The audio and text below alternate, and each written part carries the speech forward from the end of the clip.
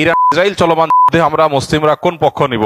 কেননা ইরানি মুসলিমদের আকীদা ও আমাদের আকীদার মধ্যে ব্যাপক পার্থক্য রয়েছে। দেখুন, একটা কমন নীতি আমাদের প্রত্যেকেরই জানা থাকা দরকার। সেটা হলো, একজন মুসলমান তিনি সব সময় মাজলুমের পক্ষ অবলম্বন করবেন। যখন দুটি বিবাদমান পক্ষের মধ্যে একটা মাজলুম আর একটা জালিম হবে, তখন সেই ঘটনায় মুসলমানরা সব সময় জুলুমের বিরুদ্ধে অবস্থান নেবেন।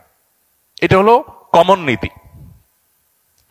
এমনকি জুলুমের শিকার মানুষটা যদি অমুসলিম হয়, তারপরেও তার প্রতি মুসলমানের সিম্প্যাথি থাকবে। মুসলমান কখনো জুলুমের সাথে সঙ্গ দিবে না যদি জালেম মুসলমান হয়। অতএব আপনার সাথে কোনো মাজলুমের যদি আকীদাগত মতপার্থক্য থাকেও, সেই মতপার্থক্য আপন জায়গায় থাকবে, সেটাকে আপনি রাখবেন, এবং বিরোধিতার জায়গাটাও আপন জায়গায় থাকবে।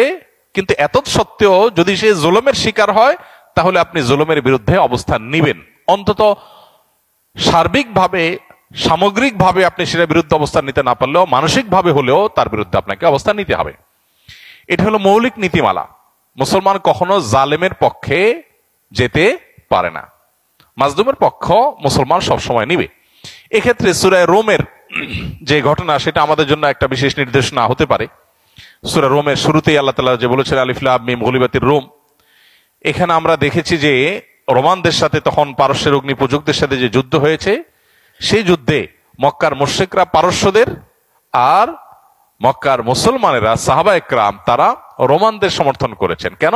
কারণ রোমানদের সাথে আকীদাগত মতপার্থক্য থাকা সত্ত্বেও তারা আসমানি ধর্মে বিশ্বাসী, মুসলমানরা আসমানি ধর্মে বিশ্বাসী। এই জায়গাতে মিল আছে, এই যে ঐক্যের একটা যোগসূত্র আছে, সেটার ভিত্তিতে তাদের প্রতি সমর্থন ছিল। আর পারস্যের তারা মুশরিক ছিল, ঐক্যের যোগসূত্র ছিল না সে অর্থে, এই জন্য তাদের বিরুদ্ধে ছিল।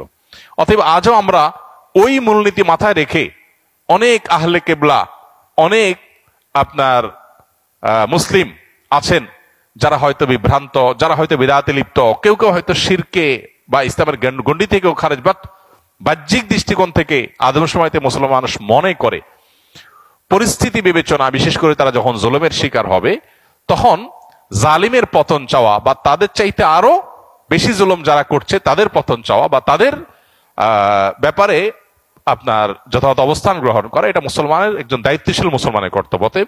সে স্ট্যান্ড বা সে অবস্থানটা আমাদের এক্ষেত্রে হতে পারে। এছাড়া এটা তো ঠিক যে সিরিয়া যুদ্ধে ইরাকে বহু সুন্নিকে তারা হত্যা করেছে, নির্মমভাবে হাজার হাজার লক্ষ লক্ষ সুন্নিকে তারা হত্যা করেছে। মূলত পৃথিবীতে মানুষের পাপের কৃতকর্মের প্রায়শ্চিত্ত মানুষকে করতে হয়। বিশেষ করে জুলুম যদি করে কেউ, তাহলে জীবদ্দশাতেই তার প্রায়শ্চিত্ত করতে হয়, আখিরাতে তো আছেই। তো এই জন্য জুলুম থেকে আমরা সবসময় নিজেদেরকে বাঁচিয়ে রাখবো। কোন যুক্তিতেই আমরা জুলুম করব না। এমনকি যুদ্ধক্ষেত্রেও নবী সাল্লাল্লাহু আলাইহি ওয়াসাল্লাম আমাদেরকে জুলুম করার পারমিশন দেন নাই। অমুসলিমের সাথে আল্লাহ তাআলা জুলুম করার পারমিশন আমাদেরকে দেন নাই। অতএব যেই জুলুম আল্লাহ নিজের জন্য হারাম করেছেন, হাদিসে কুদসিতে আল্লাহ বলেছেন, ইন্নী হারামতু যুলমা আলা নাফসি, হে আমার বান্দারা, তোমরা জেনে রাখো আমি নিজের প্রতি নিজে জুলুমকে হারাম করে রেখেছি। ফালা তাযালামু, অতএব তোমরা একে অন্যের প্রতি জুলুম করিও না। এটা আল্লাহর কথা, হাদিসে কুদসি তিনি বলেছেন। সো জুলুম থেকে আমরা হাজার মাইল দূরে থাকবো, আমার দ্বারা যেন কারোর প্রতি অবিচার না হয়। কারণ জুলুমের পক্ষে যারা থাকবে তাদের পতন অনিবার্য, আজ হোক আর দুদিন